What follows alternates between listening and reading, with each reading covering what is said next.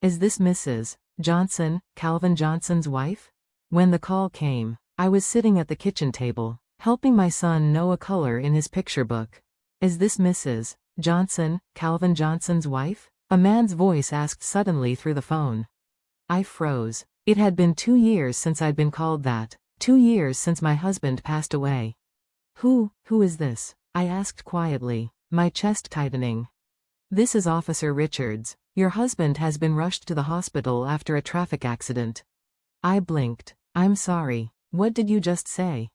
The officer repeated himself carefully, but I could barely process his words. My husband, in the hospital? How could that be? Calvin Johnson had been dead for 2 years.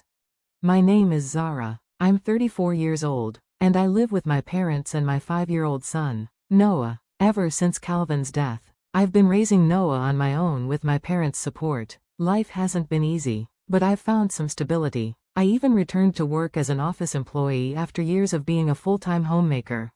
When Calvin was alive, he was the kind of man who never complained, a quiet, hard-working person who always came home late but still managed to smile and ask about my day. After Noah was born, I gave up my job to raise our son and take care of the household. Calvin took on the financial burden without a single word of resentment. We weren't rich, but we were happy. I used to believe our little family was unbreakable. Then one night, Calvin came home with a strange, nervous smile. I got an offer for an overseas assignment, he said. It's a big opportunity for me, Zara, but it's 5 years. 5 years? I repeated, stunned. Noah was barely a few months old then. You'd have to go alone? He nodded. I'd come home when I could, but the first year or two might be difficult. It was a heavy decision, but looking into his eyes, full of hope and ambition, I couldn't bring myself to stop him. Noah and I will be fine here, I told him. Go, Calvin, do what you need to do. He hugged me tightly. Thank you, I'll make you proud. And just like that, he left for his assignment overseas. The first few weeks were lonely. Nights were the worst. The apartment felt too quiet without his voice, and every sound, rain on the window, the creak of the stairs, made me ache for him. But Noah's cries quickly filled the silence. My little boy was full of energy, always crawling, laughing, and making a mess of his toys. Caring for him left me exhausted, but it kept me from falling apart. Calvin and I stayed in touch as much as we could. Because of the time difference, he would often call when I was putting Noah to bed or during breakfast. When our schedules didn't align, we emailed. On weekends, we sometimes had long video calls, where he would watch Noah giggle and clap his hands at the screen. A year passed like that, and then came Christmas. Calvin finally came home for 2 short weeks. When he stepped off the plane, I almost didn't recognize him. His hair was a little longer, and he'd lost weight, but his smile was still the same. How's work? I asked. He laughed softly. Overwhelming, but rewarding. I'm learning a lot. He knelt to hug Noah, who blinked at him for a moment before saying, Papa. We both gasped. He said it. I laughed. He actually said it. Calvin's eyes glistened. My smart boy. Those 2 weeks were like a dream. We visited our families, went to the park, and took hundreds of pictures. Noah wouldn't stop following his father around. Then the day came for Calvin to leave again. I tried to stay strong, waving at him as he disappeared through airport security. Months passed. Noah turned 2 and began talking nonstop. My days were a blur of cleaning, cooking, working, and chasing after him. Calvin still called, but less often now. He said work was getting busier. Sometimes his emails were short. I'm fine. Don't worry about me. Miss you both. By December, I asked, will you be coming home for Christmas this year? His reply came hours later. Sorry, things are hectic. I don't think I can make it. I stared at the message for a long time, my eyes stinging. I had been counting the days, decorating the house, telling Noah that Papa might come home soon. I understand, I typed back. Work comes first. But that Christmas felt painfully empty. I took Noah to my parents' house, where my mother tried to cheer me up. He's working hard for you, dear, she said gently. That's what men do. I nodded, but deep down, something felt off. Another year passed. Calvin and I spoke even less. His messages grew shorter, colder. He didn't answer my calls anymore. His parents were worried too. He barely replies to us. My mother-in-law said, just one-liners, nothing more. I reassured her the best I could, but inside, I was terrified. What if something had happened to him? Then, one day, my phone rang again. It was a number I didn't recognize. Hello?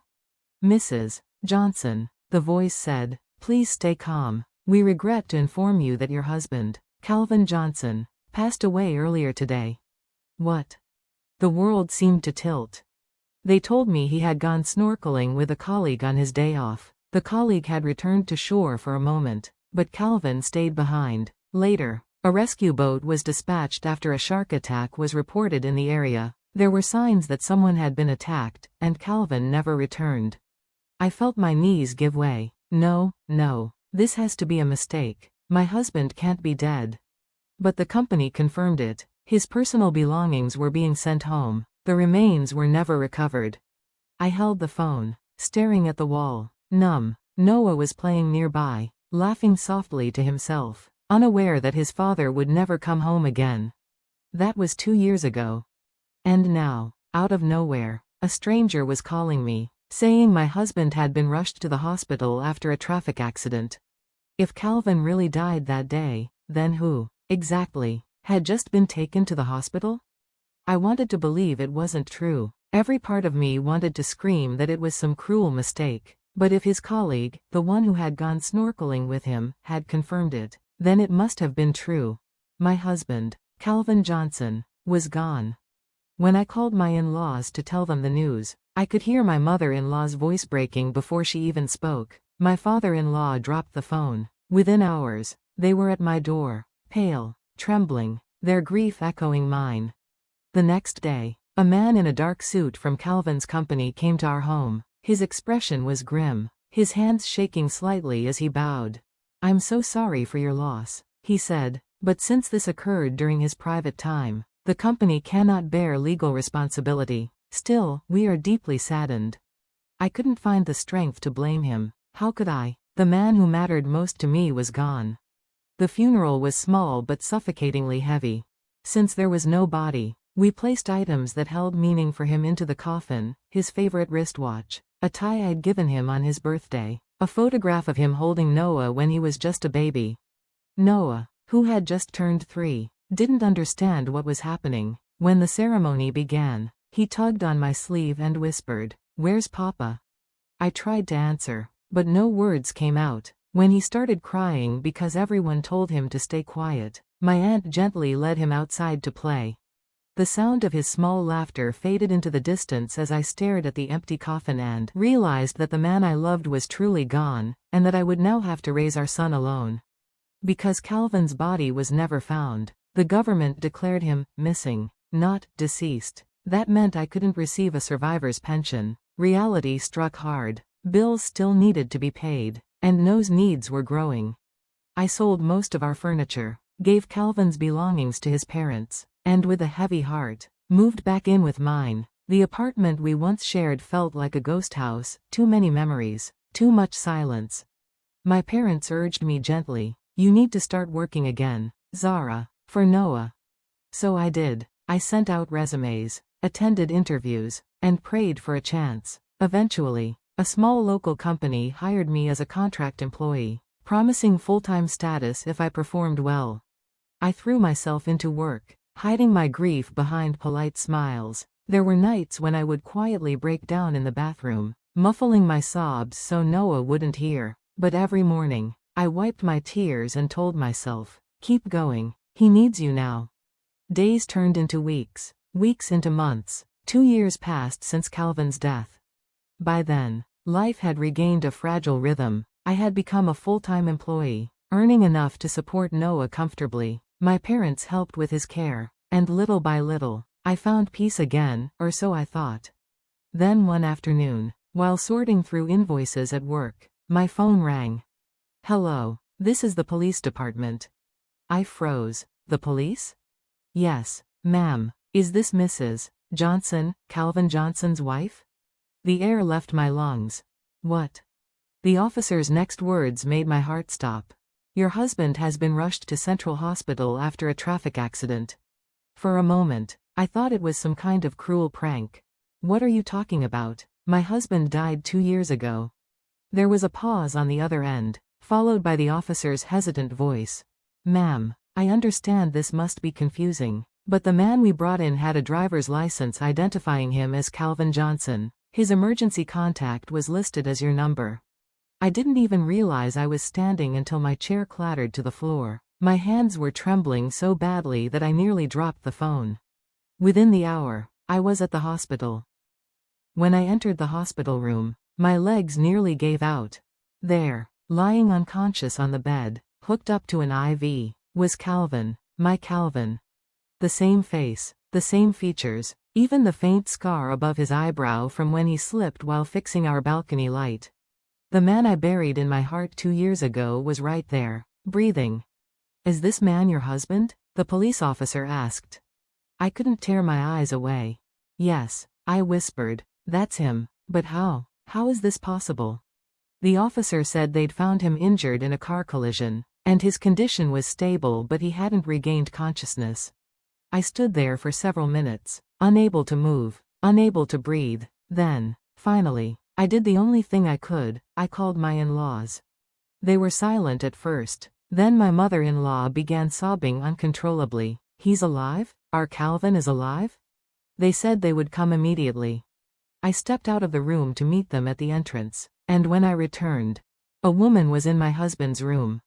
A woman I'd never seen before, clutching Calvin's hand and whispering his name softly through tears. Calvin, it's me, Lola. You can't die. Not now. You promised we'd start a new life here. You said your wife would have divorced you by now. Please, wake up. I stood frozen in the doorway, my heart pounding so hard I could barely breathe. He faked his death. The realization hit me like a punch. My husband hadn't been taken by the ocean. He had run away with her. I quickly pulled out my phone and recorded the scene. I wanted proof of every word that came out of her mouth. Moments later, Calvin stirred awake. Lola, you're here, he murmured weakly. Yes, thank God. You scared me, she said, brushing his hair back tenderly. I stepped into the room. Calvin, I said quietly, it's been a while. He turned pale, his eyes wide. Zara? Lola blinked at me, confused. Who are you? I'm his wife, I said evenly, the one who buried an empty coffin because of him. Her face went white. Calvin stammered, Zara, I can explain. Oh, I can't wait to hear it, I said coldly. How you tricked your company, your parents, and me into believing you were dead so you could play house with your mistress. That's not true, Calvin cried. You've got it all wrong. Lola's just a friend. Really? I interrupted, playing the video I'd recorded. Lola's voice echoed through the room. You said your wife must have divorced you by now. You can't die before that happens. Silence fell. Calvin's face turned gray. You two lied to everyone, I said, trembling. You faked a death, destroyed lives, and left a child fatherless. And for what? Love? At that moment, my in-laws burst into the room. When they saw their son lying there, alive, they gasped. Calvin, his father thundered, what is the meaning of this? Dad, His mother began to cry. How could you do this to us? We mourned you.